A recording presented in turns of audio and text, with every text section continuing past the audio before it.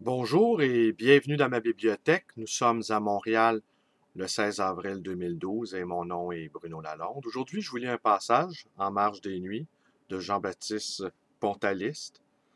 Mais pour ceux qui regardent un peu mes vidéos, je dois vous dire que hier, j'ai eu enfin accès à l'appartement d'Alain Simard et ce que j'y ai trouvé dans cet appartement m'a assez terrifié. Malheureusement, je ne peux pas le raconter ici sur le web. Sans doute, je vais écrire un texte là-dessus que je n'irai pas dans ma bibliothèque. Mais nous avons également photographié tous les tableaux qui s'y trouvaient. Des tableaux à la fois beaux et inquiétants qui relataient le parcours douloureux de sa vie d'homme et de sa vie d'artiste. Parce qu'Alain Simard ne séparait pas l'homme de l'artiste. Alors voilà, adieu au discours. Sartre, qui refusait obstinément d'être un maître, ne voulait pas de disciple. À chacun d'inventer son chemin de liberté. Cela n'empêcha pas certains d'essayer de marcher sur ses traces, quitte à s'épuiser. Plus il s'efforçait de le rejoindre, plus l'écart se creusait. Lacan tenait, lui, à sa position de maître. Mes élèves, mon école. Il eut des centaines de disciples, mais sans vouloir se reconnaître en eux ou pour les désavouer. Il lui fallait rester le seul maître. Il lui fallait rester seul. En cela, ils se ressemblaient, ces deux-là, si différents par ailleurs. Je crois qu'ils ne faisaient confiance qu'à eux-mêmes pour cogiter éperdument. Je les imagine marchant inlassablement, chacun de son côté, puis ils se tournent le dos et je m'éloigne d'eux. Je cogite éperdument. Le mot est de Lacan. Je suis, donc, je pense.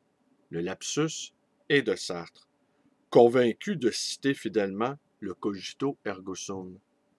Devenu psychanalyste, je n'ai eu comme maître que mes patients.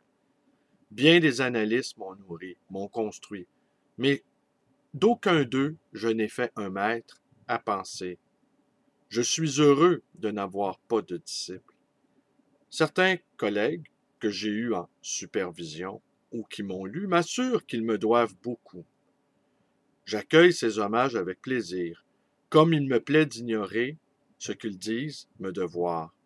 Si dette il y a, elle doit rester ignorée.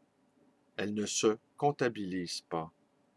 À Merleau-Ponty, je dois l'essentiel de ce que j'ai pu penser, écrire, mais je suis incapable de préciser en quoi consiste cette dette, d'en fixer le montant. C'est bien ici pour lui et pour moi. Certaines transmissions sont comparables à des transfusions de sang. Je pense souvent à mes anciens professeurs, à ceux que j'ai connus au lycée. Leurs noms, leurs voix, leurs bizarreries me sont restés familiers.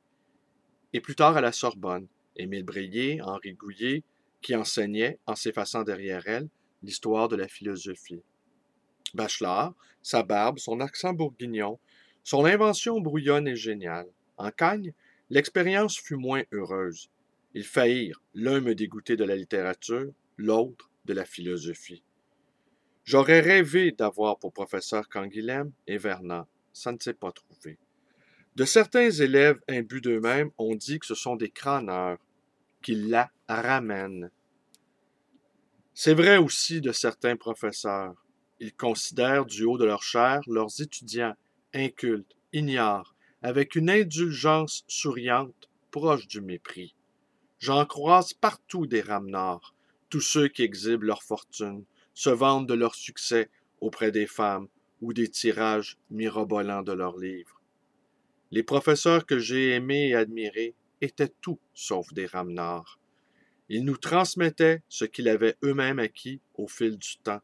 Ils n'attendaient pas de nous, les ignares, qu'on boive leurs paroles, mais qu'à notre tour nous leur apportions quelque chose. Quand j'ai exercé pendant quelques années le métier de professeur, j'aurais voulu être fidèle à leur exemple. Je ne pense pas y être parvenu.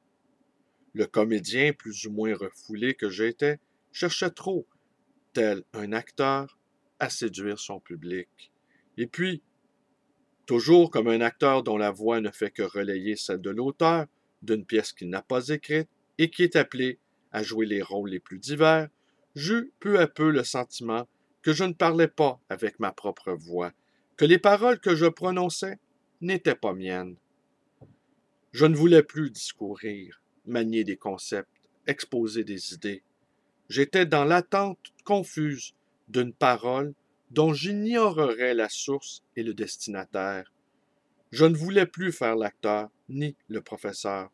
Je voulais me soustraire à tous les codes, à la succession des jours affairés, à l'emploi du temps quadrillé avec l'espoir d'accéder à un temps autre. Je voulais me permettre d'être comme le rêve, asocial. J'entrepris une analyse comme pour m'exiler sur une terre étrangère. Ben voilà, c'est tout pour aujourd'hui. Je vous remercie d'être avec moi. Mes vidéos vous plaisent? Alors abonnez-vous à ma chaîne YouTube B. Lalonde 100. Vous pouvez également devenir un camarade Facebook. Vous pouvez me téléphoner aussi à ma librairie 514-736-0999. Et vous pouvez également me rendre visite à cette librairie, le Livre Voyageur, située dans le quartier Côte-des-Neiges à Montréal. Merci et bonne journée.